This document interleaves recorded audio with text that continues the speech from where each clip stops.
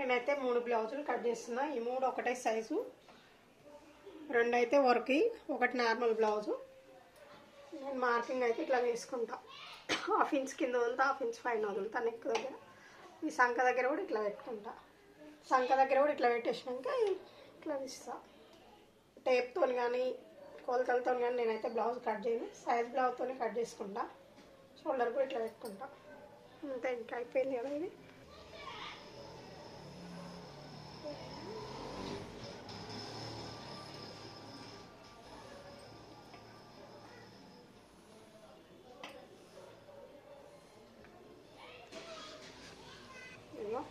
Shoulder కాంచి ఇట్లా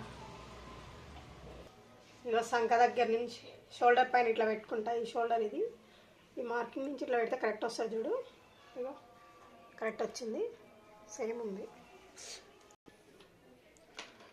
కొంచెం పైకే కట్ చేసుకోవాలి గల్లు ఎప్పుడైనా. కిందికి అయితే మళ్ళీ మనం ఏం చేయలేం. తక్కువ ఉంటే ఎక్కువ చేసుకోవచ్చు, కానీ ఎక్కువ ఉంటే తక్కువ చేయలేం కదా. ఇక్కడ కొంచెం డౌన్ చేస్తాను నేను, ఇక్కడ హైట్ చేస్తా.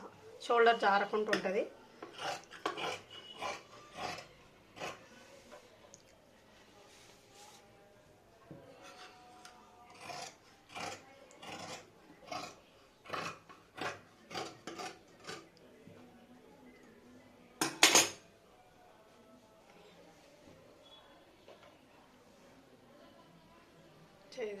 భాగం అయితే కట్, వెనుక భాగం అయితే కట్ చేసుకున్నాం కదా, దాన్ని ఇట్లా క్రాస్ వేసుకుంటా నేను. ఇట్లా క్రాస్ వేసుకొని మొత్తం మార్కింగ్ చేస్తా. మొత్తం మార్కింగ్ చేసుకొని ఇదిగో లో కటింగ్, ముందు భాగానికి అయితే లో కటింగ్ తీయాలి కదా. నేనైతే ఇంత ఇట్లా పెట్టుకుంటాను, దాంతో పెట్టేస్తా. సైజ్ బ్లౌజ్తో మళ్ళీ ఇగో ఒక 1/2 ఇంచ్ కింది పెట్టుకోవాలి. ఇక్కడ నుంచి ఇక్కడికి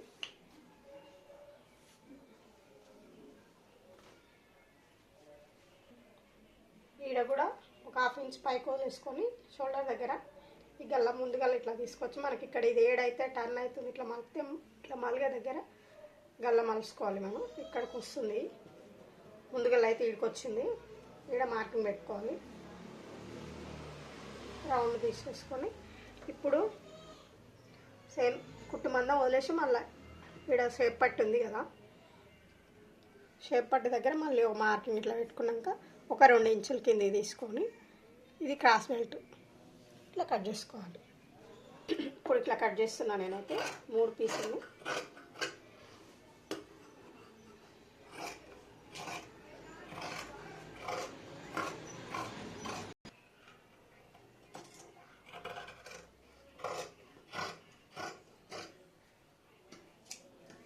ముందు భాగం అయిపోయింది.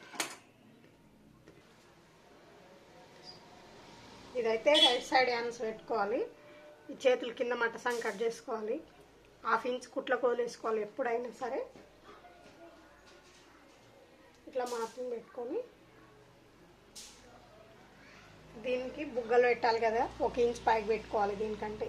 మళ్ళీ దీనంతా పెట్టుకుంటే తక్కువ వస్తుంది బుగ్గ పెట్టినప్పుడు. బుగ్గ లేకుంటే ఒక 1/2 ఇంచ్ పెట్టుకుంటే సరిపోతుంది. ఇది ఇక్కడ ఉంది.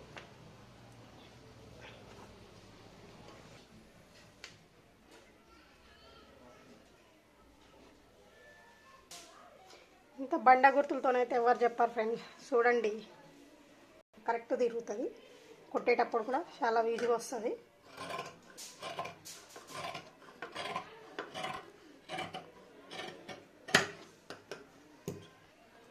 షోల్డర్ దగ్గర ఇదైతే కరెక్ట్ మనకు షోల్డర్ జాయింట్ మీదనే రావాలి.